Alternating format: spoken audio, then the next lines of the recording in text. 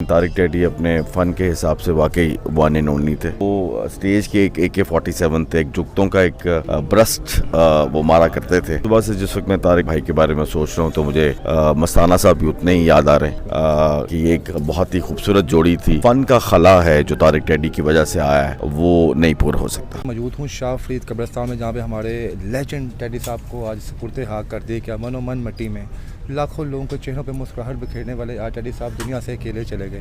اور ہمارے لیجنڈ جو ایکٹر اس ٹائم کاشف محبوب صاحب یہاں پہ موجود ہیں, جو ان کے ساتھ شامل ہیں یہاں پہ ان کے دکھ میں.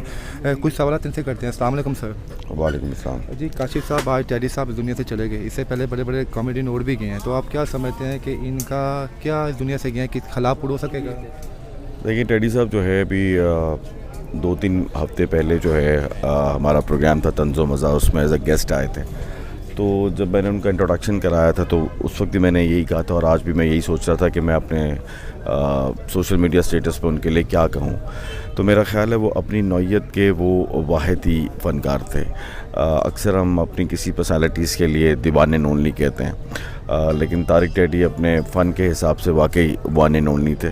ان جیسا وہ کام کرتے تھے وہ بالکل منفرد تھے. تو آج صبح سے جس وقت میں طارق بھائی کے بارے میں سوچ رہا ہوں تو مجھے مستانہ صاحب بھی اتنے ہی یاد آ رہے ہیں کہ یہ ایک بہت ہی خوبصورت جوڑی تھی. اور آج مستانہ صاحب کا اونتری کا بچہ جو ہے وہ بھی اس دنیا سے چلا گیا. دعا ہے کہ اللہ تعالیٰ طارق بھائی کے آخری سفر کو آسان بنائے, ان کی مغفرت فرمائے. جانا سب نے ہے, لیکن میں سیٹسفائیڈ ہوں کہ اس مشکل وقت میں چاہے گورنمنٹ ہو چاہے ان کے دوست احباب ہوں, سب ان کے ساتھ کھڑے تھے. اور زندگی موت اللہ تعالیٰ کے ہاتھ میں ہے. دعا ہے کہ اللہ تعالیٰ ان کی فیملی کو صبر جمیل عطا کرے.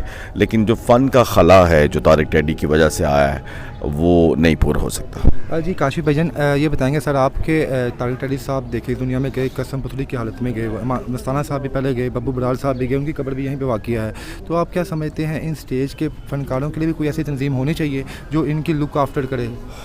یہ بہت ڈیبیٹیبل بات ہے. ابھی ہم خواجہ صاحب کے ساتھ بھی یہی بات کر رہے تھے. اس میں گرومنگ کی ضرورت ہے بیسیکلی. اور سب سے پہلے آپ اگر کسی کی طرف دیکھتے ہیں تو سب سے پہلے ہمیں اپنی طرف آپ دیکھنا چاہیے کہ ہماری کمیونٹی اپنے لیے کیا کر رہی ہے. تو میرا خیال ہے فنکار برادری جو ہے جب بھی کسی ملک میں برا وقت آتا ہے تو ہمیشہ آگے آگے رہتی ہے. تو ہم اپنے لیے خود کیوں نہیں کچھ کر سکتے؟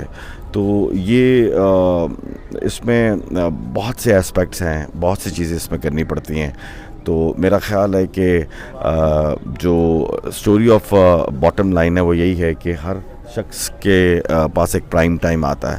تو ہمیں اس پرائم ٹائم میں اپنے آنے والی زندگی کے لیے کچھ پلان کر کے رکھنا چاہیے. تو یہ جو ہے نا سب کو سیکھنا چاہیے اس سے, اور اپنی زندگی جو ہے اسی طریقے سے پلان کر کے آگے لے کے چلیں. لاسٹ کویسچن ہے, جناب ٹیڈی صاحب واقعی انمول تھے. آپ کو ٹیڈی صاحب کے اندر کون سی ایسی چیز تھی جو سب سے منفرد لگتی تھی؟ دیکھیں وہ ایک تیز گام قسم کے کمیڈین تھے. ایک AK-47 جو ہے وہ تو بہت پہلے ایجاد ہوئی, لیکن وہ اسٹیج کے ایک AK-47 تھے, ایک جگتوں کا ایک برسٹ وہ مارا کرتے تھے. اور ایک تو ہوتا تھا نا, اکثر آپ کمیڈین میں دیکھتے ہیں کہ ایک نے ایک جگت ماری پھر اس نے اس کو باری دی. تو طارق ٹیڈی صاحب اکثر ان کی باریاں بھی لے لیتے تھے کیونکہ اتنی آمد کا سلسلہ اتنا شدید تھا, اور وہ ایک سٹین گن تھے کمیڈینز کے. تو اسٹین گن کی طرح ہی انہوں نے پرفارم کیا. سر آخر میں ان کو چاہنے والوں کے پیغام دیتے ہیں سر آپ؟ بس اپنی دعاؤں میں یاد رکھیں طارق صاحب کو, اور دعاؤں میں بہت اثر ہے اس وقت. ہم ان کے لیے دعا کر سکتے ہیں, اور جتنے بھی ان کے کلیگز ہیں, گورنمنٹ ہے, ہم سب کو مل کے ان کے جو فیملی ہے اس کا بھی خیال رکھنا چاہیے, اور رکھیں گے انشاءاللہ.